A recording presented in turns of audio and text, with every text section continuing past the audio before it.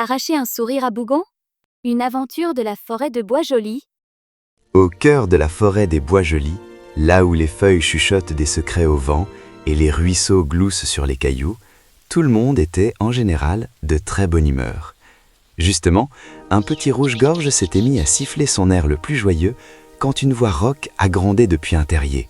« Ça suffit, ce vacarme, on ne peut donc jamais avoir la paix ?» Ah, vous l'avez compris, il y avait une exception. C'était Bougon, le blaireau le plus grincheux que la forêt ait jamais connu. Pour lui, chaque nouveau jour était juste une nouvelle occasion de râler.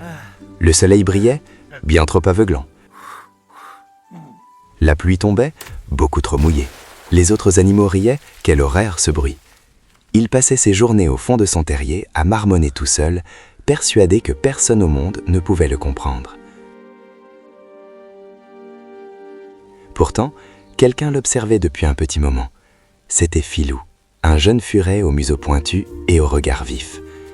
Il ne voyait pas qu'un blaireau grognon, il voyait surtout un blaireau terriblement sale. Et c'est là qu'il a eu une idée un peu folle, mais absolument géniale. Sans perdre une seconde, il a filé retrouver sa bande d'amis. Pipe, la petite souris toujours prête à l'aventure, Barnabé, le coq si fier de sa crête, et Bazar, le castor le plus courageux de la rivière. « J'ai un plan !» leur lança Filou, les yeux brillants. « Une mission top secrète. On va organiser une fête surprise pour Bougon. » Ses amis l'ont regardé comme s'il était devenu fou. « Pour Bougon ?» couina Pipe. « Mais il va nous hurler dessus !» « Ou nous courser avec un bâton !» ajouta Barnabé, tout ébouriffé. Mais Filou n'en démordait pas. C'est normal, personne n'a jamais essayé d'être vraiment gentil avec lui. Il faut qu'on essaie, juste pour lui montrer qu'il n'est pas tout seul. Alors, qui marche avec moi? Un par un, touchés par son courage, ils ont tous dit oui.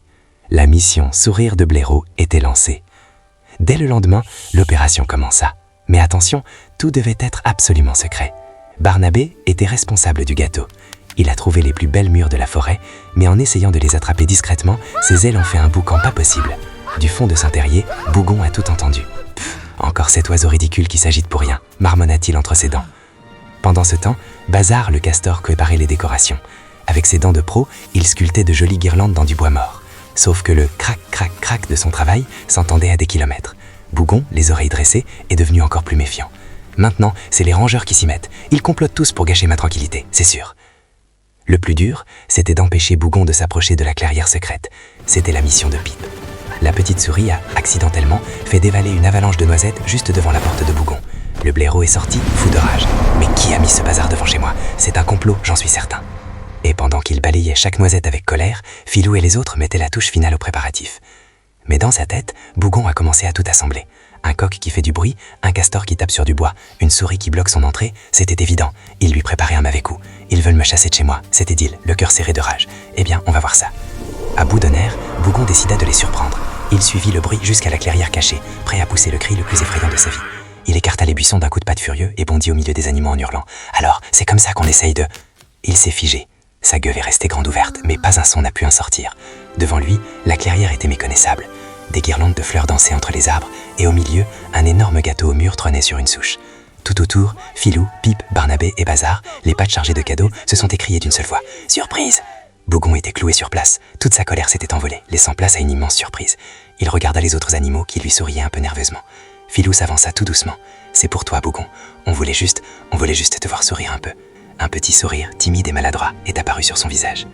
Ce soir-là, la forêt a connu la plus belle des fêtes. Bougon, un peu gauche au début, a fini par goûter le gâteau. C'était délicieux. Il a écouté la musique et a même tapé du pied en rythme. Finalement, le rire des autres n'était pas si terrible.